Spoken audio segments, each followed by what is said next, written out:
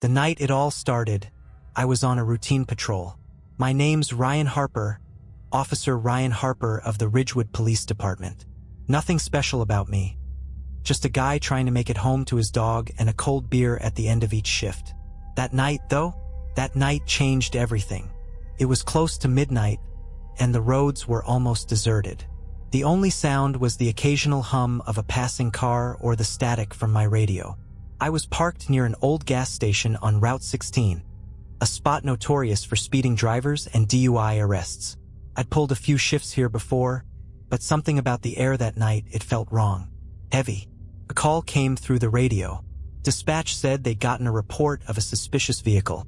A black van parked in front of a boarded-up diner just a mile up the road. The caller claimed there were strange sounds coming from inside, but no one ever saw anyone enter or leave. Normally, that kind of call wouldn't even faze me. Probably just some kids messing around or someone sleeping off a bad night. But as I pulled onto the diner's gravel driveway, my headlights cutting through the thick fog, my gut tightened. The van sat there, its windows blacked out and its engine off.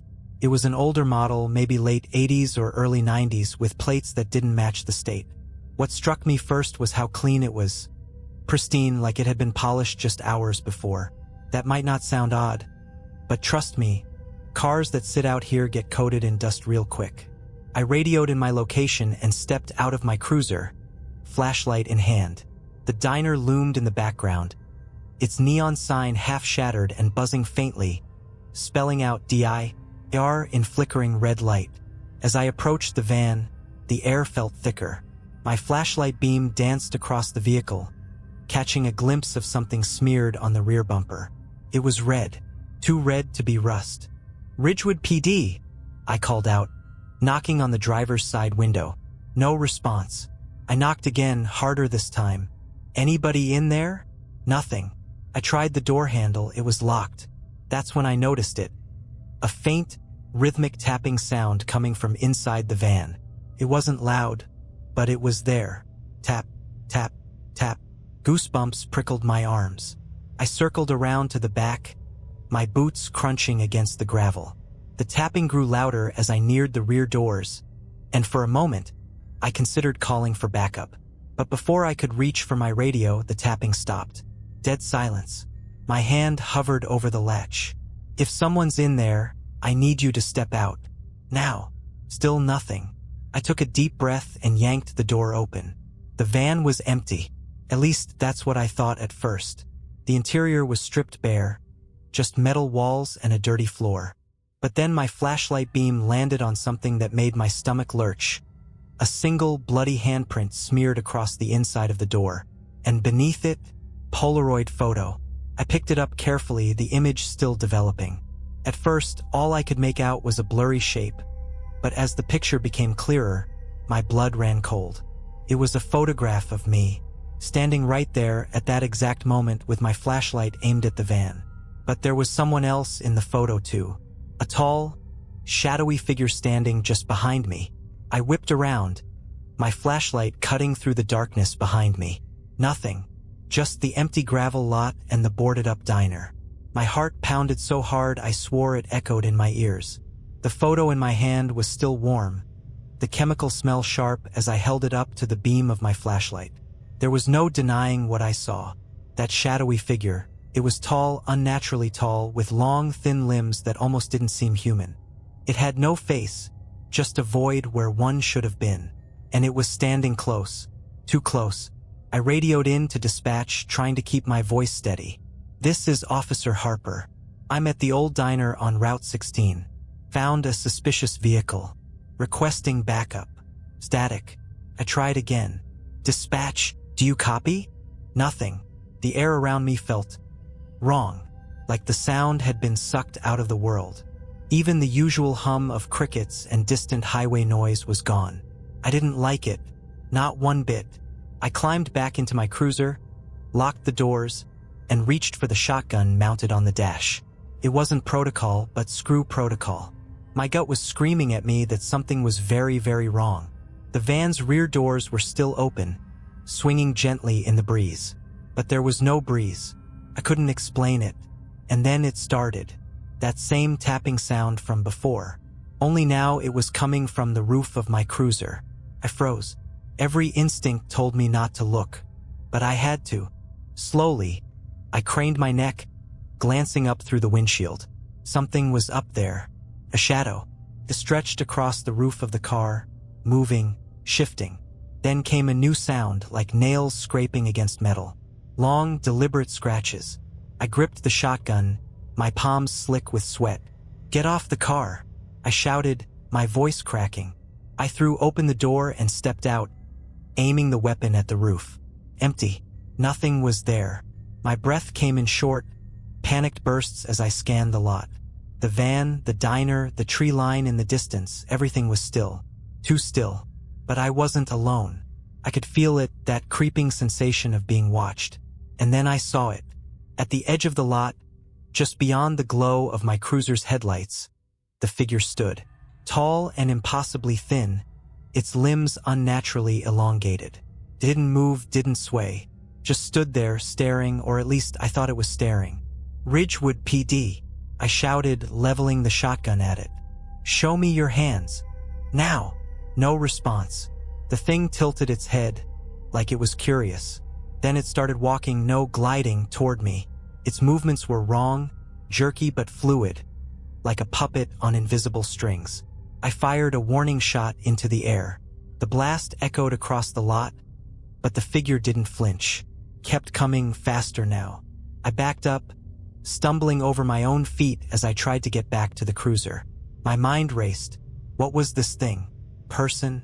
An animal? Something worse? I fired again, aiming center mass this time. The figure jerked to a stop, its body snapping backward like it had been hit. But there was no blood, no sign of impact. And then it straightened, its head tilting to the other side, as if amused. I scrambled into the cruiser, slamming the door and throwing it into reverse. The tires spun, kicking up gravel as I sped out of the lot. In the rearview mirror, I saw the figure standing in the middle of the road, watching me go, and then it vanished, just gone like it had never been there. Back at the station, I couldn't shake the feeling of being followed. I parked my cruiser and ran inside, shotgun still in hand. Officer Mitchell, the night shift desk sergeant, looked up from his coffee, his brows furrowing. "Harper, what the hell happened to you?" I must have looked as bad as I felt. My uniform was soaked with sweat, and my hands were trembling so hard I could barely set the shotgun down. "There's something out there," I stammered. "On Route 16, a van, a figure. I don't know what it is, but it's not human." Mitchell stared at me, his expression shifting from concern to doubt. "You sure you didn't just spook yourself? Long shifts can mess with your head." I slammed the Polaroid down on the desk. "Explain this." He picked it up, his face paling as he examined it. This isn't funny, Harper. I'm not joking, Mitch. That thing was real. It was out there and it followed me." Mitchell looked at the photo again, then back at me. "Stay here. I'm calling the chief." It didn't take long for Chief Bradford to show up. He wasn't the kind of guy you wanted to mess with. An old-school, no-nonsense cop with a barrel chest and a booming voice that could silence a room. But when he walked into the station and saw me pale-faced and shaking, holding that Polaroid in my hand, his usual swagger faltered. "What's this all about, Harper?" he barked, snatching the photo from Mitchell's hand. His eyes narrowed as he studied it. "What am I looking at here?" I explained everything. The van, the photo, the figure. I told him how it didn't react to gunfire, how it seemed to move in ways no person could. Every word felt crazier than the last, but I couldn't stop. When I finished, the chief let out a long, slow breath and set the photo down on the desk. "You didn't touch anything else at the scene?" "No, sir," I said. "Just the Polaroid." I called for backup, but dispatch wasn't responding. Bradford exchanged a look with Mitchell, a silent conversation passing between them. Something they weren't telling me. "You're coming with me?" Bradford finally said, grabbing a set of keys from the wall. "Mitchell, stay here and monitor the radios." "What, Chief?" Mitchell started, but Bradford cut him off with a sharp wave of his hand. I said stay here. This isn't up for debate. Back to the scene, the drive back to the diner was tense. Bradford didn't say much, just kept his eyes on the road and his hand resting on the butt of his service pistol. I could feel the weight of his silence pressing down on me, but I didn't dare break it. When we pulled into the lot, the van was still there, its rear doors swinging gently in the breeze. The photo's eerie accuracy hit me like a punch to the gut. It was exactly how I'd left it, exactly how the Polaroid had captured it. Bradford stepped out of the cruiser, his flashlight cutting through the fog as he approached the van. "Stay close," he ordered, his voice low. I followed him, my own flashlight trembling in my hand. The air felt colder now, heavier, like the lot was wrapped in some invisible force. Bradford peered inside the van, his jaw tightening when he saw the bloody handprint. "Damn it," he muttered under his breath. "I was hoping we wouldn't find something like this." "What does that mean?" I asked, my voice cracking. The chief didn't answer. Instead, he pulled out a pair of gloves and carefully retrieved something from inside the van. A notebook, its leather cover scratched and stained. He flipped it open, his face hardening as he scanned the pages. "What is it?" I pressed. Bradford closed the notebook and turned to me, his expression grim. "We're leaving. Now." The figure returns we didn't get far. As Bradford backed the cruiser out of the lot, the headlights illuminated something standing in the middle of the road. It was the figure. Only this time it wasn't alone. There were more of them, at least 5, maybe 6, all identical. Tall, thin, faceless. They stood perfectly still, their heads tilted in unison like they were studying us. "Stay calm," Bradford said, though I could hear the tension in his voice. He reached for the shotgun mounted on the dash. "Whatever you do, don't get out of the car." The figures began to move, gliding toward us like shadows stretching across the pavement. Bradford rolled down his window just enough to aim the shotgun and fired. The blast shattered the quiet night, but the figures didn't stop. They didn't even flinch. "Chief, what the hell are those things?" I shouted, panic rising in my chest. Bradford didn't answer. Instead, he threw the car into drive and slammed on the gas. The cruiser lurched forward, barreling toward the figures. And then they disappeared. Not like they ran off or ducked into the shadows. They just blinked out of existence, vanishing as suddenly as they'd appeared. We drove in silence for a long time after that, the only sound the hum of the engine and my own ragged breathing. When we finally pulled into the station, Bradford parked the cruiser and turned to me, his expression unreadable. "You're going home," he said. "Now, don't talk to anyone about this. Not Mitchell, not dispatch, no one." "What? Chief, you can't just—" "I said go home, Harper," he barked, his voice cracking like a whip. "This is out of your hands now. The notebook, I didn't go home. Couldn't. Instead, I waited until Bradford disappeared into his office and then snuck into the evidence room. I had to know what was in that notebook. It didn't take long to find it, tucked away in a drawer labeled unclassified. My hands shook as I opened it, the pages filled with strange, looping symbols and diagrams. But what caught my attention were the notes scribbled in the margins.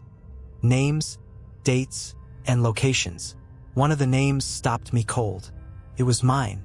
My name, scribbled on that page, hit me like a freight train. Next to it was tonight's date and a location. Route 16, Diner Lot. My head swam as I flipped through the rest of the notebook, each page darker than the last. The symbols were strange, geometric shapes that seemed to twist and shift on the paper if I looked at them too long. The notes mentioned anomalies and observation cycles, referencing terms I didn't understand, manifestations, convergence points, replacements. And then I found the photos. Dozens of them, all Polaroids like the one I'd found in the van.